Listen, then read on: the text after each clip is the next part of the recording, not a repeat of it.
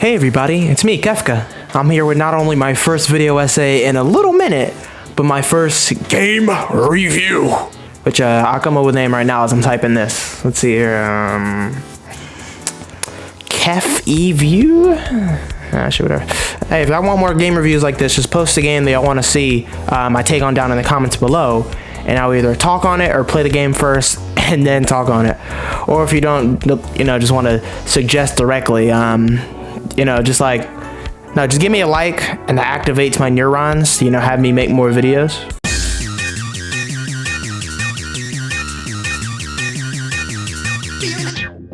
Besides the intro, I play a lot of single-player story games at my procrastination time, and I figured instead of not doing shit while playing these games, I might as well turn them into content. One of the games I've played recently is No Straight Roads, a 2020 game that came out on the fucking Epic Games Store, which is probably why you haven't heard much about it since it came out in that fossil of a store. To a pretty good reception, eventually making it onto Steam as the Encore Edition, the version I played. Oh, and what a game it is! It's beautiful! Look at the art style! You might as well have pioneered that avant-garde ass modern art style that companies use nowadays, which is a good thing when this game doesn't. This is one of those games in which I liked so much that I just did not want to complete it. I ran so many laps around the hub worlds, just drinking in the sights and sounds, just grabbing collectibles and just like moving around and shit. And just like every good game, when I eventually did beat it, the feelings were comically bittersweet. But enough about my personal experience, let's talk about my personal rating of the game's features. Starting with the most important feature in any game, the gameplay. The gameplay, of course. I had a blast on each fight, it being a nice balance between difficulty and fast-paced fun. The main gameplay feature is you either play as two distinct characters or have another player play as the other one. One character is a big hit combo and tech type, while one is big damage with a lot of tools to do that damage. Another gameplay feature is that a lot of the attack moves the enemies do in the game are actually tried their best to sync up with the music, letting you know perfectly when to dodge. Not to mention, as tradition in this genre, it has a pretty tight ranking system at the end of levels, needing you to excel at a large collection of shit to get the perfect ranking. However, not to talk about the bad of the gameplay. There is none on your first nonchalant playthrough of a boss. However, this game suffers from Crash 4 syndrome. What I mean by that is...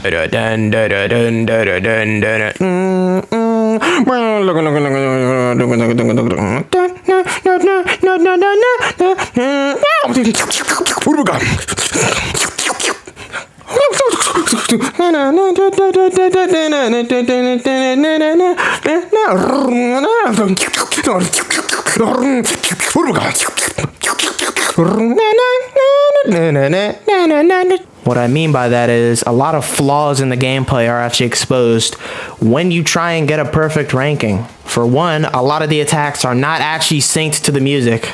I didn't learn this until trying to do a level no-hit, only to get smacked around by the same one attack over and over.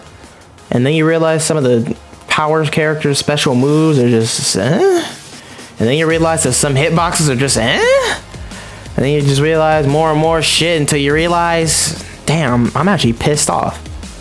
But what is that? A shining ray of hope that beams much past the gameplay flaws? The music, yeah! The music in this game is mostly all EDM. Hell, it even ties into the story, but that's for later. This game is almost entirely composed of straight 10 out of 10 bangers. So many songs I could just feel becoming classics in my mind in like a year or two. Every song from the approaches, the song that plays in the hub world, the actual boss themes in question.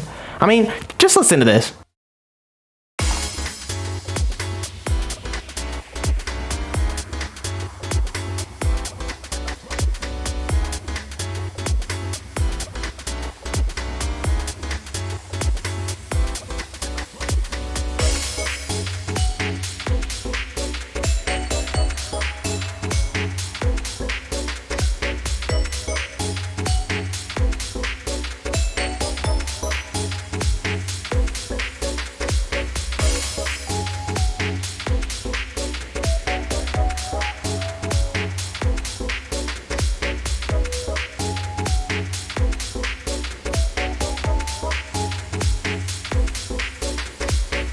I said it before and I'll say it again, the amount of areas that just give pure aesthetic pleasure with the combination of music and visuals is staggering.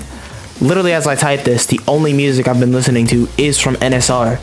It's got one of those soundtracks that, like, you've got your bangers that you really like when you play it for the first time, and then you go back and then you find something else that's fire. It's literally damn near perfect. The only reason this is only a 9 out of 10 is because not every rock version of the songs hit for me. But hey, the shit in general was supreme, dog.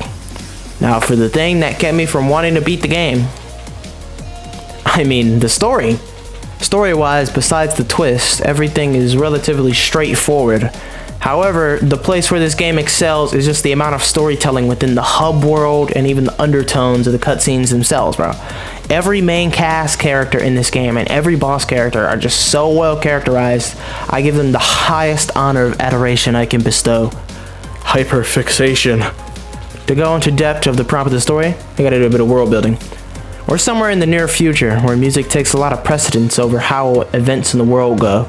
To get into specifics, there's a system in place to provide infinite power to everyone in the city where the game takes place, Vinyl City.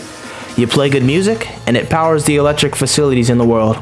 So the entire city depends on new musicians coming out to help power the city. You play as a little indie rock band named Bunk Bed Junction, the two members in it being Mayday and Zook. They go to the audition to join NSR, the musicians in charge of power in the city, and the de facto leaders of the city in general. You play some fire-ass rock music and you fill up the little big power meter to full. However, the mysterious judge musicians of NSR all vote you off, saying that Bunk Bed's music is not good enough to power the city. You know, despite it actually being way good enough. Turns out that the judges of NSR actually have a huge stigma against rock music, voting them out simply because they say rock is outdated and EDM is the only thing that can power the city. At least until the main characters see the replay of the audition, in which you can see that they filled the power meter completely. And the city's power shuts off and only stays on for the 5 big musicians of NSR. Mayday and Zook find their resolve and go to stop NSR's rule over the city once and for all. Now for the spoiler part, since I've already talked about everything else concerning this game. It actually turns out Mayday herself has a huge bias against EDM music, essentially blaming it for ruining the city instead of, the fucking flooding. The head of NSR, Tatiana, is the same way, blaming rock and all of its styles for ruining her original rock career that she had in the past. However, they band together to defeat a twist villain, and Vinyl City's music is set free, allowing all musicians to help power the city. Yay! Overall, I had a damn blast at this game. The other scores are right here, earning this game a 8.5 or some shit out of 10. I'll most likely be replaying this game within the year since I had a ton of fun with it. And of course, music will always make me come back to a game. Yeah. And that's the end of it. Let your boy know if y'all want me to look at any other games or whatever. Leave a like if you enjoyed it. That always signals me to lock in and upload more videos in general, because I always work like that for some reason. Alright, yeah. I'll see you boys later. Bye-bye.